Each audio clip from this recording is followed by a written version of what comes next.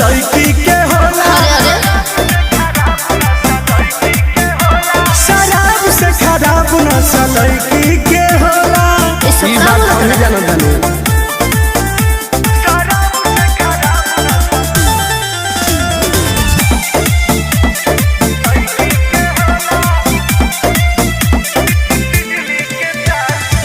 भले तू बात जोइबो बिजली के तार से। लड़की मुआ दी बाकी दादा प्यार से। इस चीज से हम गुजरे हैं यार। हाँ चुप रहा।